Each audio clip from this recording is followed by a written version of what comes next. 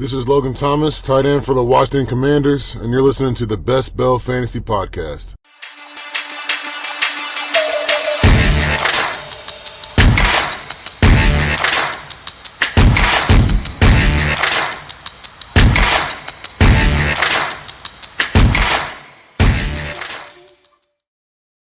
And welcome into episode 43 of the Best Bell Fantasy Football Podcast. I'm your host, Bradley Stalder. You can follow me on Twitter at FFStalder. Tonight, I'm going to continue with my team projections review. Later this week, I'm going to have a couple guests on the podcast, so keep your eyes on the Twitter. Follow me. Turn your notifications on. Check it out. I'll be excited to get back into the swing of things, even with a fourth child in the house. Happy to bring you some content. As Bo Burnham likes to say, oh, look, I made you some content. So here we are. I'm going to talk about the Detroit Lions, and there's some optimism about the Lions going into 2022. In fact, the top three most bet lines or props in the month of July so far have been Dan Campbell, Coach of the Year, Lions over 6 wins, and Deandre Swift to lead the NFL in rushing. I don't think Deandre Swift leads the NFL in rushing, but those are popular bets for our Detroit Lions. I'm only about 20, 25 minutes outside of the city of Detroit, and they just seem to be doing the right thing. And my projections look at what Jared Goff and the rest of the team are going to bring. And I'm not pessimistic. I wouldn't say I'm optimistic, but I would say that there are levels of optimism for various players on this team. And we'll start with Jared Goff. So looking at how I don't expect the Lions to be a winning team, a 9-8 team, but above 6 wins seems probable. That means the rate of play is probably going to be a little bit higher, maybe 63 plays a game instead of 61 or 62. And over the last couple seasons, they've been close to a 60% pass rate with Matthew Stafford and with Jared Goff. And I expect that to be similar. The game scripts will be in requiring them to pass the ball a little bit more. And Dan Campbell, once he took over play calling, was force feeding the ball to Amon-Ra St. Brown. We'll get to Amon-Ra St. Brown in a second with these projections, but he's not good. Amon-Ra St. Brown is not going to replicate what he was doing for the last 7 games or so of the season, but he is going to play a vital part. And it makes sense, though, that Jared Goff is going to be passing a lot. I have, over the course of 17 games, 617 pass attempts, 64% completion percentage, 28 passing touchdowns for Jared Goff, 14 picks, doesn't rush a lot, maybe once a game, twice a game. And so my final 4 quarterback projected points, 276. 276 last season would have been quarterback 12. So I think that's a ceiling for Jared Goff, is back end quarterback 1. It's probably going to be more of the quarterback 18 to 25, because on Underdog Fantasy, looking at the quarterbacks, Goff is going as quarterback 26. It's possible that Deshaun Watson doesn't even play, so that would put up Goff to 25, a back-end quarterback 2. I think as long as most of the weapons on the Lions stay healthy, Goff has mid-quarterback 2 appeal. We'll shift into the running back room. Deandre Swift, I anticipate, will lead this team in carries and in running back target share. Now, I only have projected 47% of the rush shares for Deandre Swift. DeAndre Swift has never been the type of running back to handle 25 carries in a game. But I gave him 47%, so 207 carries for about 4.3 yards per carry. That gets him less than 900 rushing yards. But he's elusive, he's dynamic, he's agile. And so I think that with an improved offense, they'll be in scoring position more. And his career touchdown rate is just under 5%. 5% of 200 is, we're getting close to 10 rushing touchdowns. So I think that's a reasonable median projection for Deandre Swift if he plays 17 games.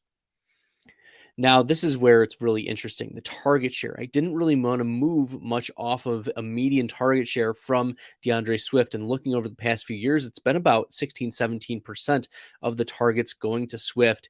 He gets open, he's elusive in the field, and he's a weapon, and almost like Alvin Kamara. And so I have 80 receptions projected for Deandre Swift, 658 receiving yards, about 3% receiving touchdown rate, 3 receiving touchdowns on the season.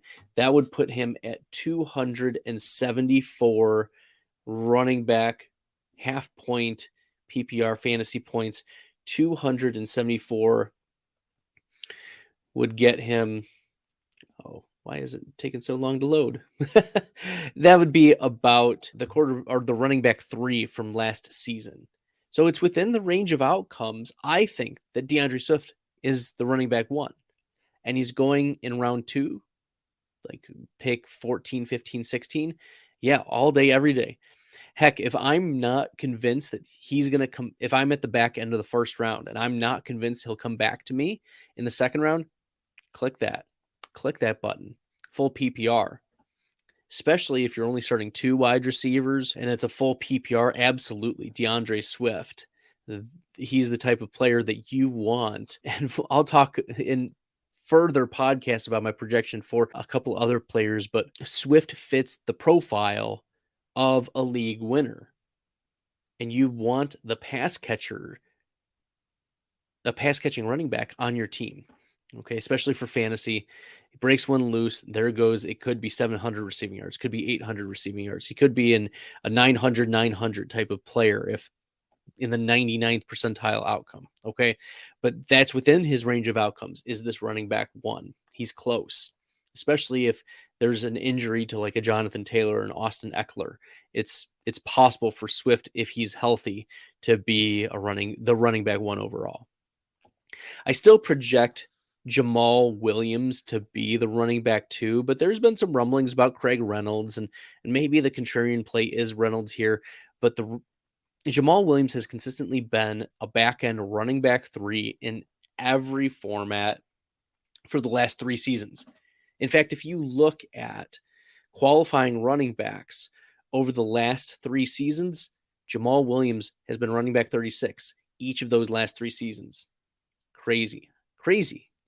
So consistently back end running back 3. He's going to get touches a little. He's inefficient, but he's signed as a free agent in Detroit, and I have him at 179 rush attempts, 4 rushing touchdowns, 24 receptions, almost 200 receiving yards, and 132 fantasy points and half PPR. 132 would put him at running back 31. So in that same range as I projected him before. But that's, once again, assuming all 17 games. If he plays more like 15, it's going to be more like 119. And that would put him at about running back 36. You could take stabs at Craig Reynolds. I'll throw a couple of him into the rotation in the really, really cheap best ball leagues. But Craig Reynolds is not a target for me, and neither Godwin Igwebuike or fullback Jason Kabinda. They'll get a couple carries on the season, but nothing meaningful. Okay, these are not players who would get 15, 20 carries in a game if it was Swift and Williams were to go out. It would be more likely that the Lions would sign a free agent like a Jordan Howard to just gobble up yards and carries. Okay, looking at the wide receiver room. The leading target getter, I still project to be Amon-Ra St. Brown. And yes, he had 25, 26, 27% target shares, but his median target share last season was about 20%. And so I put him at 20% of the targets, 70% catch rate. The offense ran through Amon-Ra St. Brown out of the slot, no less. But he was successful everywhere. I have St. Brown projected for 20% share, 89 receptions, 8 yards per target, 994 receiving yards, between 5 and 6 receiving touchdowns, 182 half-point PPR wide receiver points, and that would put him at about wide receiver 21. And so while I think that Amon-Ra St. Brown will produce very similar numbers to last year, it'll look the same by the end of the year, I think St. Brown's going to be more consistent. You will see more spike weeks, I think, at the beginning of the season with Jamison Williams, and I'll talk about Williams in a second, but with Jamison Williams being expected to miss at least all of September and part of October, and even it depends on how he's progressing, but it could be into November. The reality is Amon-Ra St. Brown to begin the season is an absolute smash and a spike week potential type of player. So while I do have him at about the same number of fantasy points as last year, I think that the spike weeks are going to happen more at the beginning, and then it'll level out upon the return of Jamison Williams. Still, getting a top 20, top 21, back-end wide receiver 2, Amon-Ra St. Brown right now is going as the wide receiver 29. So I still think that he's a value. And I suppose I didn't talk about Swift. So Swift, I mentioned at the end of the first round, beginning of the second round, he's going as the running back 8 on Underdog at ADP 14.7. So you're getting him at 203. Yeah, I'm smashing that for sure. And then Jamal Williams, sorry to go back, but Jamal Williams right now is being forgotten. He's going as the running back 54, ADP 173.6.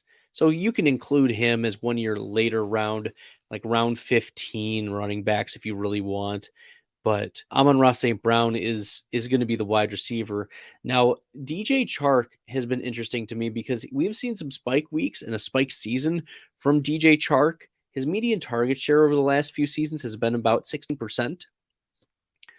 More of a deep threat, a 52% catch percentage. So I only have him at 52 catches, but about 800 yards and about 6 touchdowns. So we're talking 140 half-point PPR points, and that would put him at about wide receiver 36, 37.